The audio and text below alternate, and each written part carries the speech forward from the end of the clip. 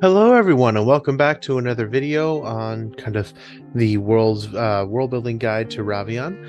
This time, we're going to take a look at the Riverlands, a territory within the Lebet Empire that kind of actually ties into the origins of the Lebet Empire itself.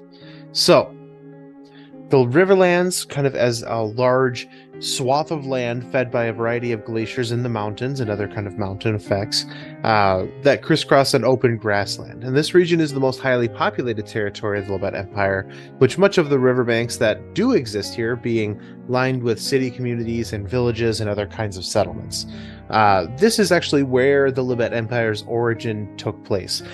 This kind of region does span in two different kinds of places, but for the most part, it's kind of down from the mountains area along the place where it says the Lebet Empire as a label on the map, but down along kind of this river and these river deltas where they have kind of augmented over time how the river flows to maximize its utility.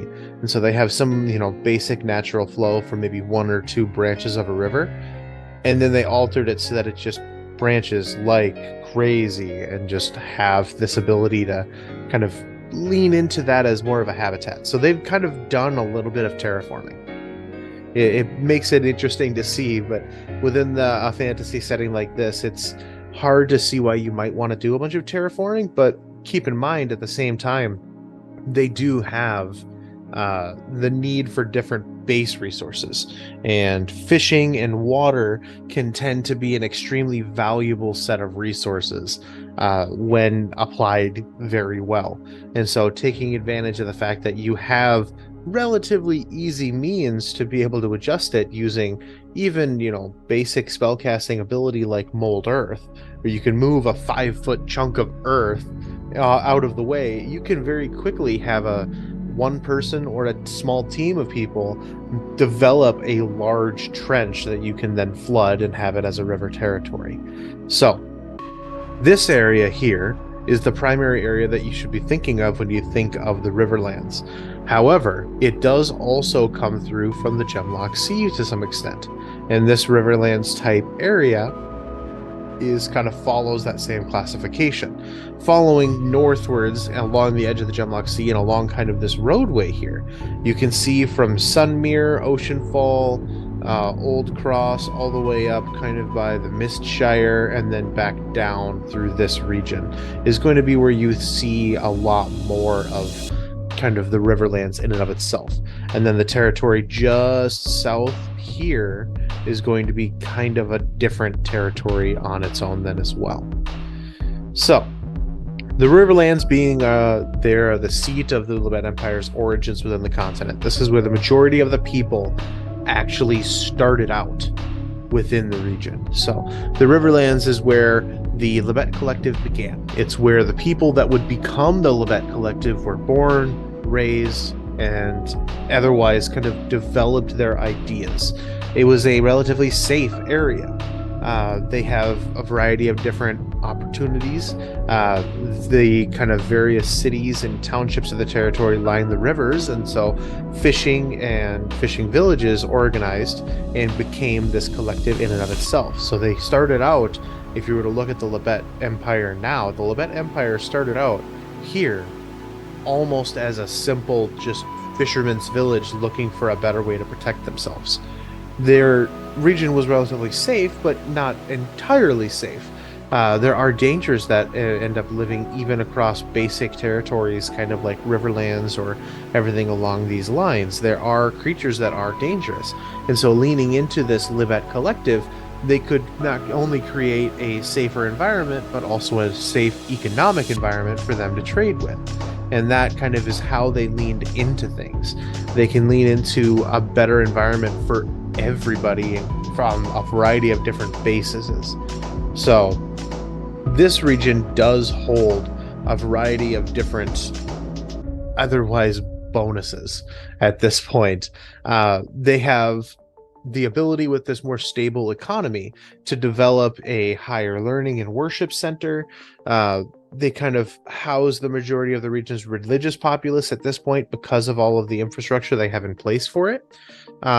Otherwise, then they also have the capital city of the New Labette City. The Riverlands is the very heart of the religious and political structure that does exist within the Labette Empire today.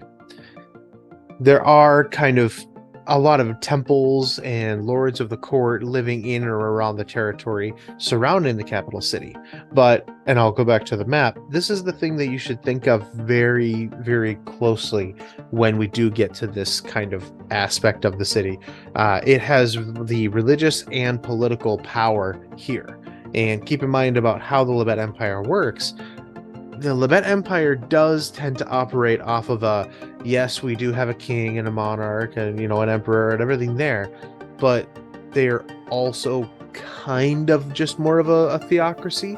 They kind of would like to imagine that their religious order, the Hands of the Holy Triad, is not necessarily ruling outright and obviously, but they kind of are, but they kind of aren't. And so they kind of have this, you know, hidden hand in the background pulling the strings within the official government structure that is there. So from here, it all spreads out northward and some southward, but mostly northward to the rest of the territory, meaning that they can end up saying, yes, we actually have a variety of options from a economic standpoint and from a religious standpoint and trade standpoint, all of these kinds of things, to, as they travel north in the earlier days, lean into, okay, there's different, you know, tribes within the mountain region, the kind of Green Hollow Plains. We need to incentivize that these people end up coming and joining our collective. And so they're able to do that relatively easily that way, because they had quite a few different, you know, amenities, so to speak, or things to actually trade with because of their collective. Now, here's the reason that it's called the New Labette City.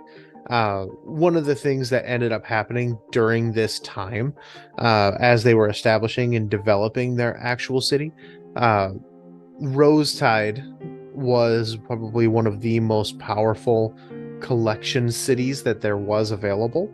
And then, you know, that's kind of where people ended up fleeing to once there was the actual conflict.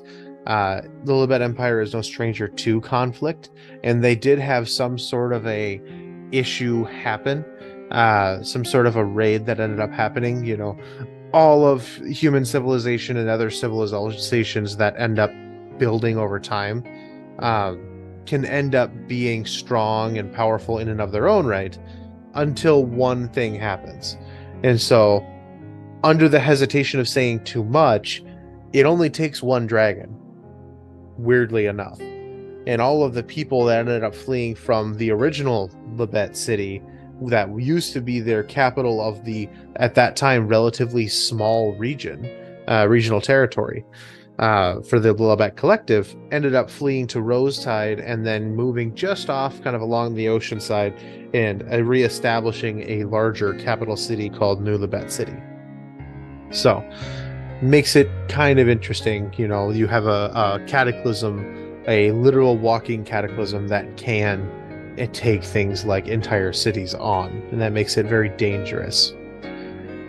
Otherwise, the creatures that do inhabit the Riverlands are typically migratory as well. We talked about this to some extent for the Green Hollow Plains, but there's a pretty good migratory population that travel between the Green Hollow Plains to, from, you know, north in the Green Hollow Plains to then south along kind of into the Riverlands, from, you know, winter in the Riverlands to summer up north.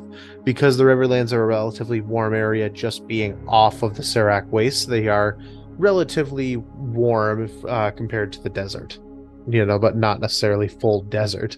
But then the Green Hollow Plains are ending up being warm and extremely lush during the summer, warm enough that these kinds of species can actually travel and live up there for a larger amount of time. But otherwise, they end up kind of avoiding flooding from the rivers during this time, because the rivers do swell and flood as snow melt occurs and the seasons change. The species that do remain around here year-round are relatively amphibious and otherwise aquatically inclined. They do benefit from the floodplains across the region at the same time then as well. They are relatively also dangerous. I mean, you can picture different kinds of creatures that might live within a river system. Maybe not entire things like, crocodiles or something like that. That's, simple. Hey, we have these basic, animals, but more monstrous creatures as well. Otherwise, that's it for the Riverlands. Next time, we'll take a look at the Sand Shore and kind of the final region of the Lebet Empire, and then kind of go on to the Doke Kingdom from there. Otherwise, thank you all for watching. Be good to one another, and I will see you all in the next video. Bye!